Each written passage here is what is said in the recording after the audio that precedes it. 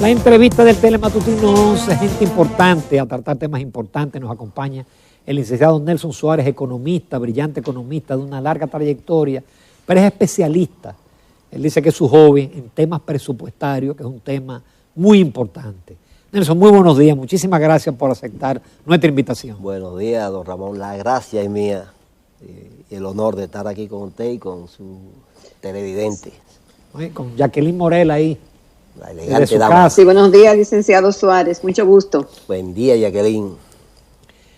Bueno, yo voy a referirme a un artículo que Nelson publicó recientemente que me llamó la atención y por eso me motivó invitarlo al programa. Él escribe en acento, artículos muy buenos, donde él de manera brillante desglosa los componentes del déficit para este año, del déficit proyectado, y destaca cosas que quizás mucha gente no sepa del impacto que tiene el sector eléctrico en el déficit del gobierno central, de lo que se llama el déficit del sector público no financiero. Vamos a comenzar por ahí, Nelson.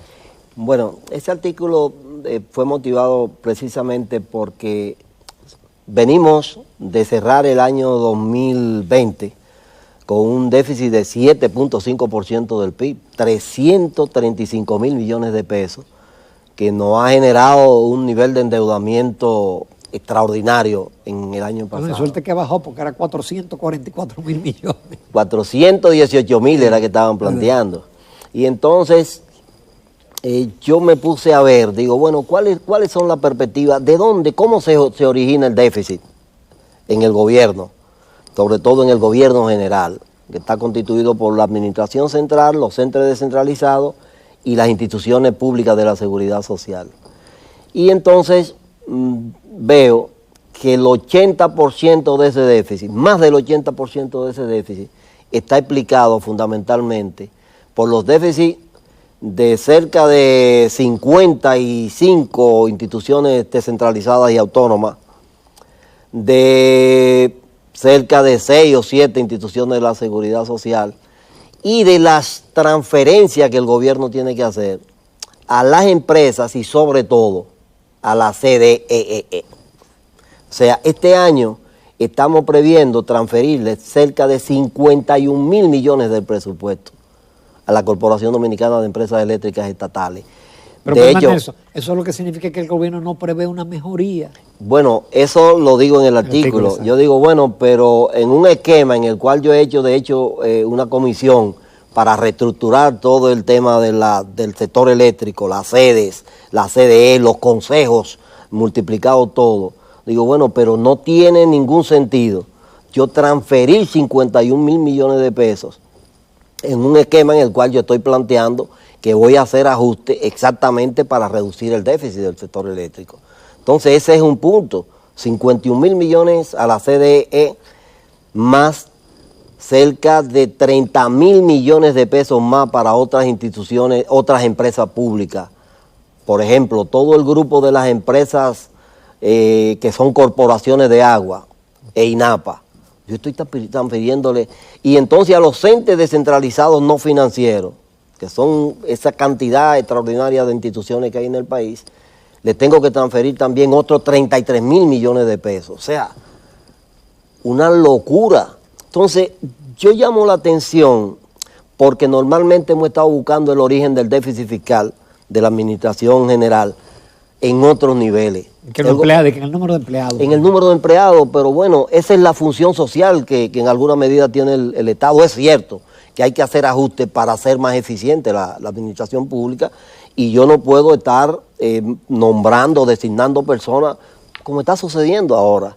O sea, un grupo de gente está presionando al gobierno actual para que le dé empleo, simple y sencillamente porque yo me fajé en la campaña. Eso hoy hay que desplazarlo. Ahora, eso responde a un esquema de una administración y de una política muy clientelista que hay en el país, que se ha metido en los huesos de la gente, pero esa es una función del Estado que en estos momentos inclusive es imposible. Ahora, el tú transferir cerca de 100 mil millones de pesos a las entidades descentralizadas y a las empresas, dicen, imagínate que nosotros estamos transfiriendo recursos para sostener la Lotería Nacional, que supuestamente es una empresa y que tiene que ser pero autosuficientísima, porque todas las loterías de este país son muy rentables, porque no pierden. Tienen su beneficio asegurado de que yo pongo los 30 pesos para jugar el número. Entonces sigo dándole. Yo me sorprendo que sigo viendo, por ejemplo, Montepiedad. ¿Qué función tiene esa institución en un país donde ha habido un esquema y un sistema financiero que se ha desarrollado y hay 80.000 mecanismos formales de financiamiento? O sea, yo sigo manteniendo una compraventa. ¿Y para qué? ¿Qué función tiene que buscar el Estado en una compraventa? Entonces yo creo, y ese era el objetivo de este artículo, poner de manifiesto esa realidad. Y me preocupa mucho a veces que quienes tienen que tomar decisiones a nivel de la administración financiera estatal, a veces como que no entienden, no comprenden o no le dan ninguna importancia a ese tipo de cuestiones.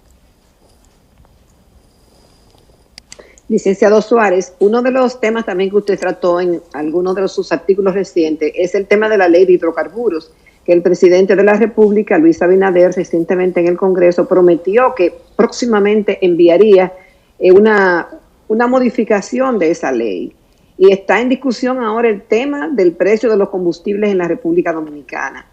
La dinámica es poco entendible hasta para los propios ministros y funcionarios que actúan en el sistema, de cómo funciona la dinámica de los precios, con relación a la tasa de cambio, con relación al precio del petróleo y las comparaciones que se hacen del pasado cuando estaba a $147 y cuando está ahora cerca de los $60 el precio del petróleo, del barril. Una cosa que no se dice mucho es que mientras más caro es el precio del barril del petróleo, más recauda el gobierno, más recaudaciones tiene, pero también más dólares tiene que buscar. Es una dinámica ahí un poco confusa que si nos pudiera explicar, porque parte de esos recursos, usted bien explica, ya están comprometidos para este año. Entonces, ¿cómo se va a hacer esa modificación y hasta dónde se puede hacer cambios en ese sentido? Ese es el gran dilema. Yo escuché el discurso del presidente y vi la frase donde él un poco llama a que va a someter un proyecto de modificación y yo me preguntaba, bueno, ¿y para qué? Y además yo pensé, bueno, al presidente le dijeron que hay 57.000 millones de pesos que provienen de los impuestos a los hidrocarburos que financian el servicio de la deuda eterna del país. Al parecer no. ¿Por qué? Porque hay una discusión y la gente y lo que usamos combustible obviamente hemos sentido que desde agosto a esta fecha el galón de combustible ha aumentado alrededor de 40 pesos. Porque exactamente teníamos perspectiva de que los precios del petróleo iban a estar en un nivel de 30, 40 dólares y andan por los 60 y tanto. Entonces, la ley 112.02 estableció un impuesto fundamental que fue un impuesto de tipo específico, que por ese concepto tenemos estimado recaudar el próximo año alrededor de 41.000 millones de pesos. Y entonces ya la reforma 495 y luego la 557 plantearon una modificación y establecieron un impuesto ad valorem. Entonces ese impuesto ad valorem tiene un estimado de ingreso de cerca de 16.500 millones. O sea, son 57.000 millones de pesos. Que pesan. Que pesan, pero además de eso hay directamente 38.000 millones de pesos que están especializados en un fondo que se llama 1954 en el argot presupuestario, que son para pago de intereses de la deuda eterna. Y hay además de hecho el gobierno tiene planteado para el próximo año cerca de 98.000 millones de pesos de servicios de deuda que va a pagar con cargo a los impuestos del país. Es decir, el 16% de los ingresos tributarios del país están comprometidos con el servicio de la deuda y dentro de ellos están esos que se recaudan a través de los impuestos a los combustibles. Entonces no es tan fácil para el gobierno en estos momentos. Es decir, además, Nelson, sin una reforma fiscal integral es imposible tocar los combustibles. No hay. Aquí tenemos un reto grande planteado y lo ha puesto de manifiesto el tema de la crisis de salud de la pandemia Normalmente el Estado Dominicano ha funcionado sin esquema de previsión, en el sentido de acumular reservas. Por ejemplo, si a mí me ponen a tomar decisiones, parte de los recursos que nosotros hemos estado obteniendo, por ejemplo, por la exportación de oro, yo lo reservaría en una cuenta al estilo como hace Chile, por ejemplo, con el cobre. Oh, exactamente.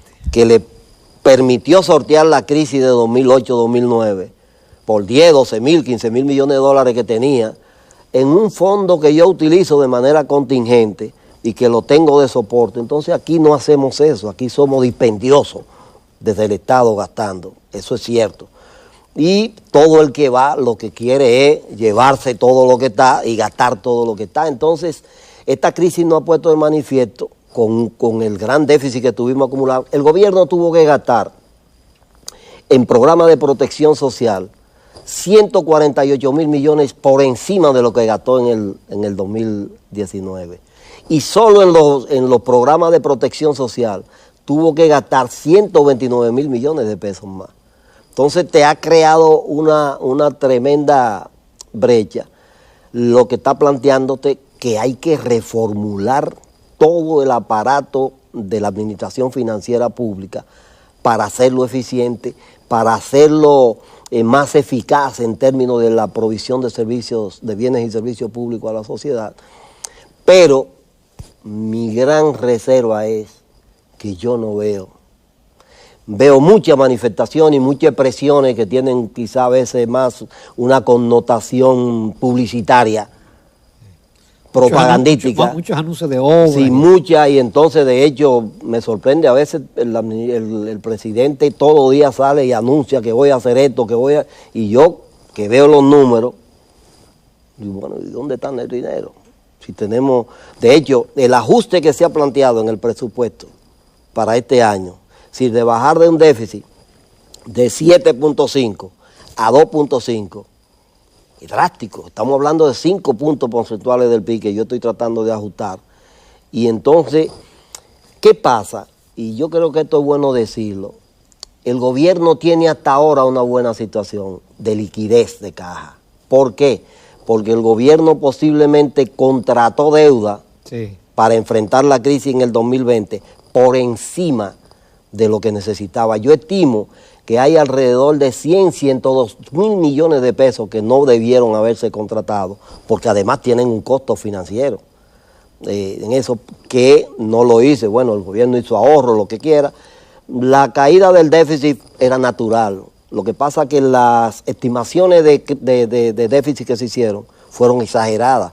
Pero entonces yo tomé mucho dinero y el gobierno tiene todavía esa ventaja, que está arrancando el 2021 con una buena liquidez de caja. Y la prueba son el nivel de reserva del Banco Central. Okay. Porque ahí es donde está todo eso, la mayoría de los bonos soberanos. Exactamente. Ahí deben haber 3.500 millones de dólares, porque aquí de hecho se hace un mecanismo que en términos de finanzas públicas en la mayoría de los países no lo hace. Cuando el gobierno, la administración general coloca bonos, debía llevarlo a la cuenta del Tesoro, en el Banco de Reserva, a la cuenta República Dominicana en dólares, por ejemplo. Aquí, obviamente, y el Banco Central utiliza y maneja muy bien eso, yo llevo ese dinero. Realmente no son reservas del Banco Central. No son reservas líquidas porque son obligaciones, son reservas del gobierno, de la administración central, pero aquí se ha hecho y ha resultado bien. Entonces, es una cosa, entonces eso te hace ya, esa situación que tenemos, nos hace necesario que hay que reformular todo, hay que replantear muchas cosas, pero en un esquema clientelar como el que tenemos, es muy difícil y complicado. Una reforma fiscal, por ejemplo, están hablando de pacto fiscal.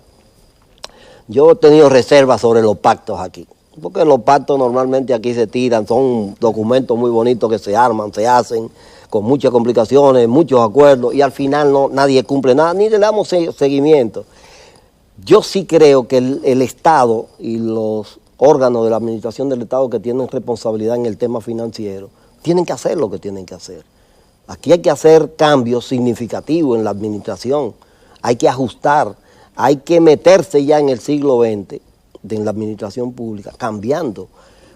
Eso, el obstáculo que tiene es el tema del enfoque clientelar que tenemos. Vamos a hacer una breve pausa, Nelson, porque tú entraste en un tema importante que es el tema de una reforma fiscal en medio de una economía que todavía no sabemos cuál va a ser el resultado de este año. Licenciado, este gobierno tiene apenas 6 meses y días y tiene grandes retos en todas estas precariedades que tenemos y el déficit presupuestario que venimos arrastrando desde hace años. Los programas sociales, para ti, quédate en casa. Ahora los gastos, la inversión en vacunas, nada despreciable la cantidad que se ha invertido. La amenaza que hay de paralizar la construcción si no hay una intervención por los altos precios, como han subido hasta en un 25% los insumos. Los profesores dicen que además de que se debe bajar la positividad a un 5% para volver a las aulas, hay que reparar todas las aulas y cumplir con los estándares internacionales. También los maestros de la UAS quieren que la aumenten. También los compañeros del partido quieren que lo empleen. Los subsidios a los diferentes sectores. ¿Realmente podrá el gobierno con todas estas demandas y también con la presión, se me olvidó, del precio de los combustibles y la amenaza también de los transportistas, no te atrevas a subir más, y como anuncia el gobierno cada semana de que está asumiendo muchos millones de pesos para no aumentar aún más el precio de los combustibles? Es decir, esto es una especie de o mucha presión o una bomba. Bueno, yo creo mucho en el optimismo y de hecho admiro sobre todo el presidente de la República, el optimismo con que enfrenta y plantea los problemas. Pero yo también tengo serias reservas, porque yo digo, lo único cierto que hay en el mundo actual es la incertidumbre. Entonces, yo creo que desde el punto de vista de la gestión de gobierno hay que tener mucho cuidado, hay que actuar con mucha racionalidad para no crear frustraciones. Lo peor que le puede pasar a este país es terminar en este gobierno con una nueva frustración, porque no tenemos ya espacio para frustración. Entonces, lo que sí yo pienso es que los sectores que tienen influencia en la evolución, en las decisiones del país, del gobierno, los empresarios, los grupos sindicales, o lo que dicen que son representantes de los sindicatos, pues no conozco muchos sindicatos que existan ni funcionen en este país bien. Y los sectores de la vida nacional que pueden influir, las organizaciones sociales, deben ponerse de acuerdo. Pero no es ponerse de acuerdo firmando unos papeles que normalmente hacemos, que se quedan tirados en la gaveta. Es realmente de hacer conciencia de que tenemos que asumir retos como eso que está planteando Jacqueline, que son de magnitudes importantes. Y a veces yo veo con la alegría que asumimos todas estas cosas, como sin darle importancia, porque nos interesa más, como dije ahorita, el tema de aparentar que todo está bien. O sea, el gobierno tiene 6 meses y ya yo oigo funcionarios hablando como que todo se resolvió en el país. Es lo que yo llamo también el síndrome del funcionario. Cuando estoy fuera nada sirve. Sí. Y cuando llego, en 2 meses ya yo resolví todo. Entonces eso es peligroso porque eso nos anula la paranoia constructiva. La paranoia constructiva es saber que las cosas se pueden hacer cada vez mejor, cada vez mejor, cada vez mejor. Entonces, esos retos que está planteando Jacqueline son todos responsabilidad del Estado, porque ante la crisis nadie le exige al sector empresarial ni a más nadie que tome acciones, es el Estado. Entonces, ¿qué vamos a hacer frente al déficit? Obviamente vamos a seguir teniendo altos niveles de déficit, porque no hay... Ahora, ¿hasta dónde vamos a poder soportar eso? Para este año... Pero con el déficit yo vi un informe de Fitch recientemente que decía que el déficit va a ser 4.7%. En realidad, porque no el gobierno... No 2.5 y posiblemente si las cosas se complican y no se dinamiza, no se sigue dinamizando la economía, O sea, nosotros llegamos, la actividad económica entre 2019 y 2020 perdió dinamismo en menos 11.8%, no en 6.7% como dice el último reporte, porque yo tuve que descontar los 5.1 positivos que tuve en el 2019 para llegar a menos 6.7%. Entonces es un impacto de 11.8 negativo que ha tenido la economía de toda esta crisis. Entonces recuperarme de ahí, de hecho, nosotros debemos celebrar en República Dominicana que hemos solventado esta crisis sin problema. Y por de ahí lo correcto de la política de asistencia social y económica que inició el gobierno pasado y que inteligentemente ha continuado, pero que como también señala Jacqueline, eso termina en abril. ¿Qué va a pasar cuando yo quite una cantidad de 7, 8 mil millones de pesos que distribuyo en esos programas todos los meses, se lo quite de la capacidad de consumo a la población? ¿Qué impacto va a tener eso? Conflictos sociales. Entonces, son cosas que los sectores del país que toman decisiones, empezando por los sectores, el gobierno tiene que cohesionarse, una cosa que veo, yo he participado como técnico en muchos gobiernos, y una cosa que veo siempre es que hay fraccionamiento en los gobiernos. Hay unos grupos que están muy identificados con las intenciones buenas del gobierno, y hay otro grupo que solo lo que buscan es exactamente sacar provecho de su relación con el gobierno. Entonces, ese grupo que tiene intenciones buenas, casi siempre está en todos los gobiernos, tiene que tratar de hegemonizar y dar señales claras de que quieren hacer la cosa bien, y sé que van a tener el apoyo de la sociedad, pero los retos son extraordinarios. Muchos de los técnicos del gobierno anterior hablaban de que no era inminente una reforma fiscal porque se podía hacer ahorro de 50.000, de 100.000, se llegó a hablar hasta casi de 160.000 millones. Sin embargo, eso parece que no ha sido posible. ¿Tú crees que es obligatorio, imperioso, una reforma fiscal este año? El tema que tenemos que plantear no es para qué una reforma fiscal o cuáles son los puntos de una reforma fiscal. Porque en el sentido que lo veo siempre es de que, bueno, el gobierno necesita más recursos. Pero yo no puedo ahora poner ni un solo centavo de impuesto adicional porque voy a estarle echando leña al fuego de la recesión. Eso por un lado. El otro enfoque que se hace de una reforma fiscal es hay que achicar el Estado, hay que reducir el gasto del gobierno, tampoco es una... Entonces, ¿qué es lo que hay que hacer? Es cierto que en la actividad de gobierno y en el gasto de gobierno y en el presupuesto del gobierno, en términos operativos, hay mucho dispendio, hay mucho cabrón. ¿Todavía aún ahora? Sí, los hay, porque tú no puedes resolver eso. Un problema de 20, 30, 50 años tú no lo puedes resolver en 6 meses. Entonces yo creo que lo que hay que ir afinando en ese tipo de... Voy a decir un dato. Todos los años el gobierno dominicano gasta más de 3.000 millones de pesos en una cuenta que le dicen compensación por servicio de seguridad. ¿Y qué es eso? Bueno, que yo tengo militares y policías trabajando en la administración pública y le pago un sueldo. Aparte del que ellos tienen. Aparte del que tienen en su institución. Un sueldo que a veces es 2 o 3 veces más que el que ganan. Bueno, pues vamos a hacer una cosa. Vamos a aumentarle el sueldo.